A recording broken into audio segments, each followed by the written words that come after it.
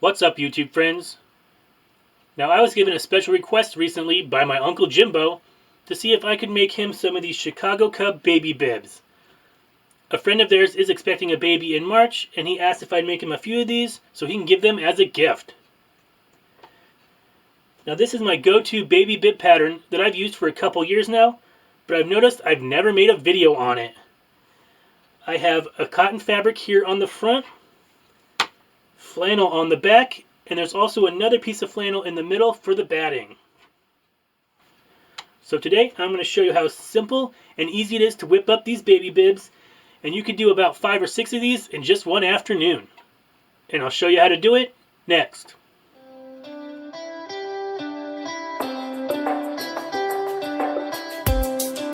So the things you're going to need to make these baby bibs are 1 piece of cotton fabric for the front,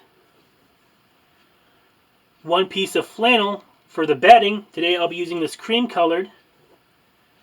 And 1 piece of flannel for the back. I'll be using blue. And all 3 of these measure 11 inches by 14 inches. You're also going to need some snaps or velcro. Now recently at Walmart I went ahead and I purchased this snap fastener pliers kit. It was $12.99, but I think I'll get a lot of use out of this. In previous videos, I did use snaps before, and I had this really cheap plastic thing. It was a piece of junk. So I went ahead and threw that away, and I'll see how this is going to turn out. Now this says that it will do size 15 and 16 inch snaps. Today I'll be using the pearl snap fasteners, and these are size 16. Now you could just use Velcro if you wanted to. In my previous video where I made those Valentine's envelopes, I used these sticky back fasteners for fabric. They're peel and stick, and they're supposed to be a permanent bond. You could also just go ahead and use plain Velcro and sew it on. But since this is a baby bib, I'm going to go ahead and use the snaps. This is going to get washed a bunch, I'm guessing. And after a while, the Velcro just tends to get all that lint and fabric stuff in it and loses its sticky. But feel free to use whatever you have on hand. You're also going to need some sort of pin, a fabric marker, even a pencil. I'll also be using my pinking shears today. And you're also going to need a baby bib pattern. Now to get this pattern, I traced a long time ago a baby bib that I had. But I'll go ahead and I'll leave this as a PDF down in the link below so you can print it off yourself. Now it is a 2-piece pattern, so all you're going to want to do is go ahead and match up the X's, tape it together, glue it to some cardboard, and cut it out. You're also going to need your iron and ironing board and sewing machine with matching thread. Today I'll be using red. So let's get started. So the very first thing I did was go ahead and I made a template out of a cereal box with my baby bib pattern. And this says to cut 2 pieces of flannel, 1 for the backing, 1 for the batting, and cut 1 cotton piece for the front. This also says to add a 1/4 inch seam allowance. Now you just want to grab your cotton piece of fabric, whatever fabric you want showing on the front, and I'm going to lay that so the pretty side is facing up. Next, you want to take the back piece of your flannel that you want as your backing, and I'm going to lay it so the pretty side is facing down. Now this really doesn't have a right or wrong side, but if you're using a print, you want the prints touching. Then you want to take your batting piece of flannel. I'll be using this cream color, and I'm just going to lay that right on top. So now I'm just going to take my bib pattern, and I'm going to be using a pin here, and I'm going to trace all the way around this pattern. Now my front fabric and my back fabric are all dark, so you won't be able to see the pin through it.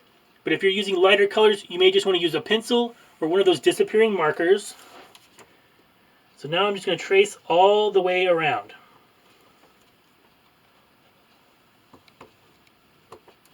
Now down here at the bottom, I left a 3-inch gap here that we're going to start and stop and leave that open. So with my pin, I'm just going to extend the lines here to make sure that I start here and stop there. Now I'm just going to take some pins here, and I'm going to pin all 3 layers together. So I'm going to stick 1 pin here where I'm going to start, and 1 here where I'm going to stop, just to make sure I don't sew that opening closed. and then just go ahead and pin it with as many pins as you feel comfortable with. Once I have this all pinned together, I'm going to take this over to my sewing machine and I'm going to sew all 3 layers together. Now if you remember on the pattern it says we need to add a 1/4 inch seam allowance. So to do that, all I'm going to do is I'm going to put the line on the edge of my presser foot, which mine happens to be a 1/4 inch away from the needle, and I'm going to sew all the way around, backstitching at the beginning and the end. Now when you get to these little tight corners right here, you just want to go really slow. Alright guys, so you may notice that my fabric has changed. When I went to edit this video, this whole section was not even there. I guess I forgot to turn on the camera. Anyway, I'll be using a straight stitch. My length is a 2. And if you remember, our pattern says to add a 1/4 inch seam allowance. So to do that, all I'm going to do is line up the edge of my presser foot with my pin line. I know the edge of my presser foot is about a 1/4 inch away from my needle on either side. So I'm just going to line it up. And don't forget to backstitch.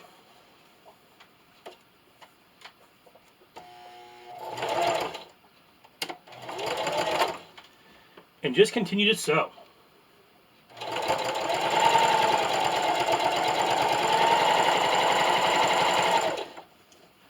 Alright guys, so I'm coming up to this curve right here on the neck part, and you just want to take that nice and slow.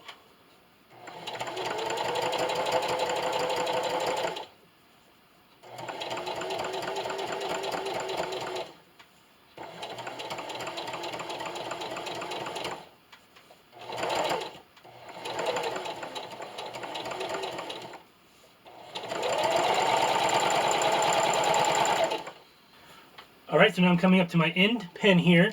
You just want to backstitch and make sure you leave this 3-inch opening unsewn.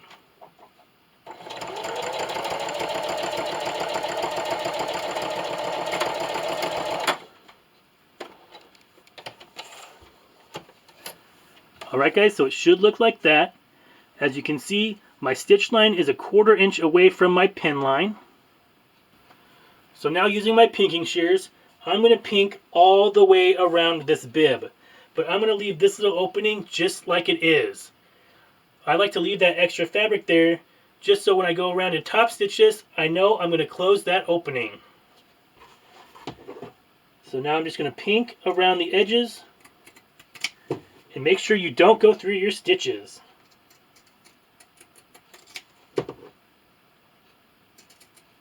Alright, so I finished pinking around the baby bib here. And now we're going to turn this right side out. So to do that, I'm going to go between my front fabric and my back fabric. I just like to go to one of these little arms here and push it through. So now I just like to take a chopstick here and make sure that my shape is nice and pretty.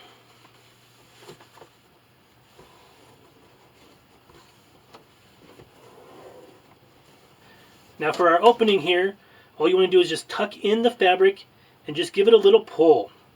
Everything should line up nice and pretty. So now I'm just going to take this over to my ironing board and give it a good press. Alright, so now that I have this nice and pressed, I'm just going to take a pin here. I'm going to pin my little opening closed just to make sure it stays shut.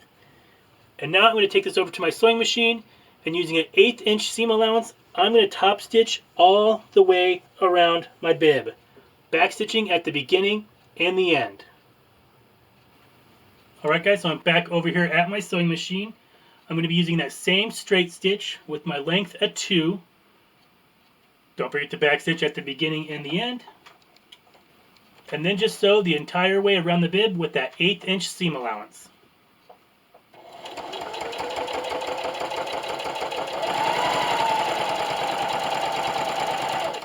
Now just like before, when we get to this little neck piece here, you just want to take it nice and slow.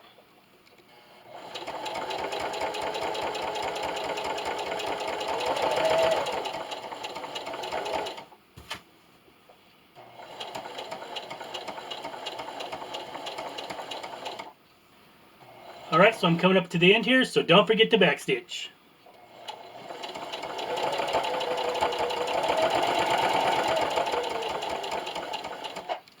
And I find when you backstitch at the beginning and the end here, when I'm top stitching, if I use my hand crank, it's a less noticeable little thread knot there.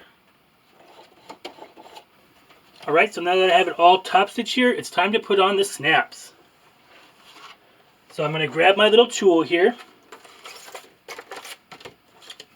So this has a little metal bar here to keep it closed, so I'm just going to remove that. It also came with all of this.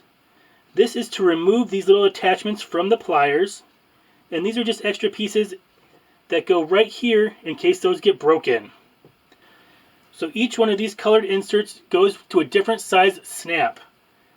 Now in the directions here, I'll be using the pearl snaps, so it says I'll need the green one, the yellow one, and the orange one. First thing I'm going to attach is the pearlized prong here. So to do that, I'm going to insert the green one on one side and the orange one on the other. Just like that. Next, I'm going to take my pearlized prong and I'm going to stick that so the pearl side is facing down into the green side. Then I'm going to take my socket piece and I'm going to put that so that it's face down also. Now I just want to find where my snap placement is going to be. So I'm going to take my template here and I'm going to do one at a time. So on this first one, I'm going to line up the edge of my template with my seam here. And using my pin, I'm just going to make a little dot. Just like that. Now I'm going to go ahead and line up the other side the same way and make a dot. Now with my pearlized piece on the top here, I'm just going to center this over that dot and squeeze. Now it does not take very much force at all. And as you can see, just like that, my snap is on and it's not going anywhere. So now I just want to attach my stud piece with this prong piece. So to do that, I just need to swap out the green with the yellow piece. Now they do give you that little plastic tool to get these in and out, but they really snap out pretty easily. So next I'm going to take the prong piece, I'm going to stick it in the yellow connector here with the prongs facing up. Next I'm going to take the stud piece and I'm going to put that facing down. Now with the stud part on top, I'm going to line it up over that hole and squeeze.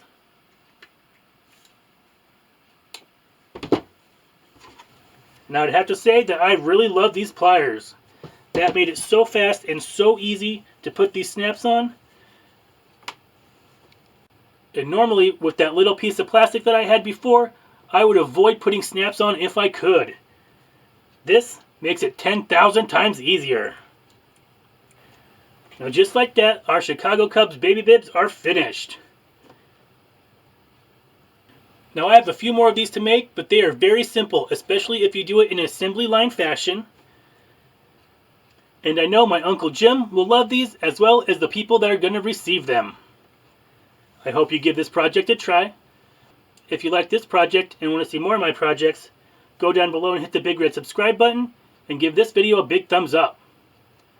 If you'd like to be notified as to when I post a video, go ahead and hit that bell button.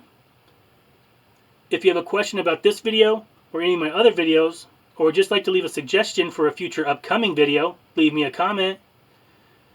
If you'd like to, head on over to Facebook and hit the friend button for Scrappy's Patch if you'd like to share crafting ideas and pictures. Feel free to share this video across your social medias. And as always, thanks for watching, and I'll see you next time.